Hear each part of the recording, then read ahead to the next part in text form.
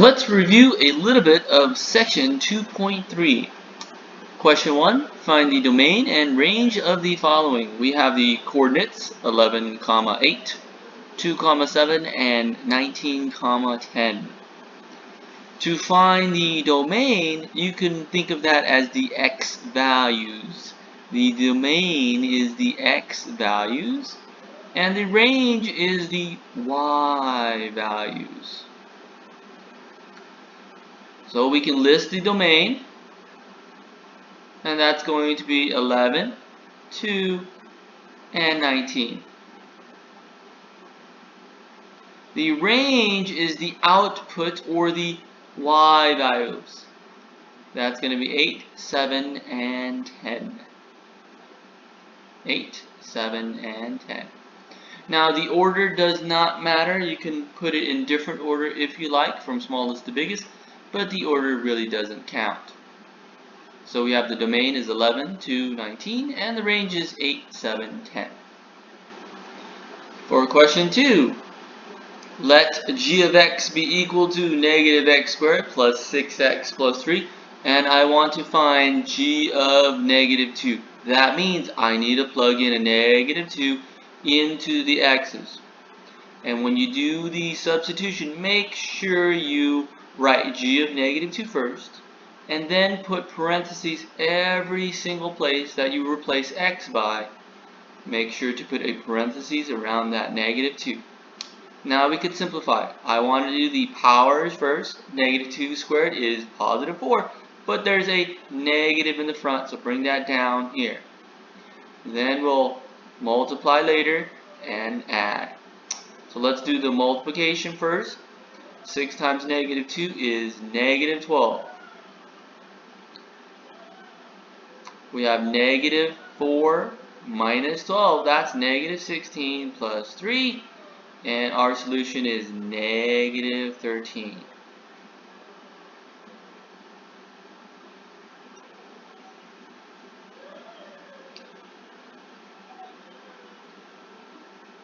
Question 3, use the graph to determine the open intervals on which the function is increasing. Well, let's look at our graph. It's increasing from negative infinity here on the left side, and it's increasing all the way up to this point, and then it starts decreasing. This graph is increasing from negative infinity up to this point here, and that corresponds to x equals 0. So it's increasing from negative infinity to 0, and then it starts decreasing. It's decreasing from 0 all the way down to infinity. It goes from 0 to infinity, decreasing.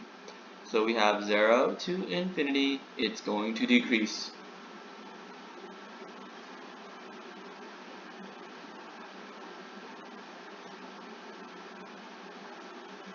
Question 4, determine whether the relation is a function. Recall, a function is a relation where each input is associated with exactly one output. So let's draw a picture. 9 here gets sent to 3. Negative 9 gets sent to negative 5. 1 gets sent to negative 2. And 3 gets sent to negative 7. For each input, I only see one output associated with each one. This must be a function.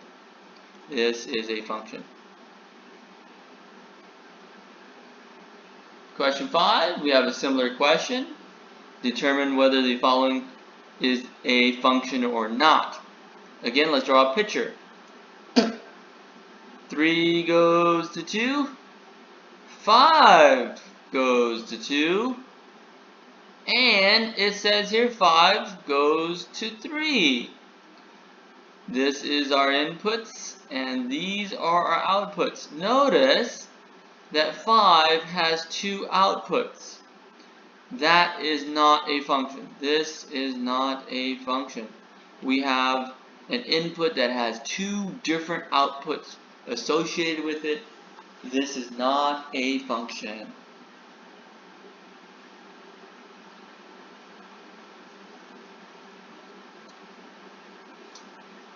In question 6, decide whether the relation defined by the graph to the right defines a function and give the domain and range. So we got several things we need to do in this problem. Now in question 6, we can use the vertical line test.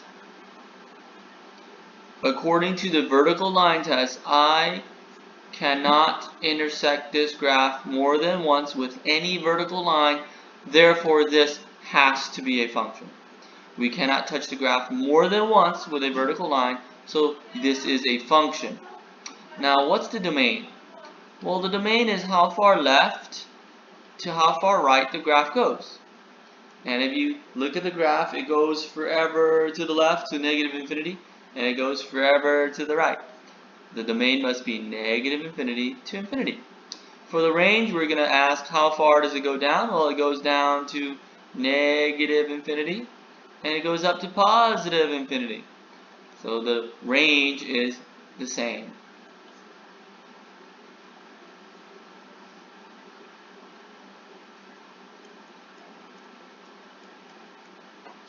In question 7, decide whether the relation is a function or not. Well, if I draw a vertical line, it crosses twice. The vertical line test tells me if it's a function if it cannot cross more than once. We have it crosses twice. So this is not a function. This is not a function by the vertical line test. We can still state the domain and range. In this case, it goes to the left at -4, and it goes to the right forever towards infinity. So the domain is a square bracket, -4, because it actually has a closed circle at -4, and it goes to the right forever. Now, what's the range? Well, if you look, this graph starts going down forever, and it goes up forever. So we know the range is negative infinity to positive infinity.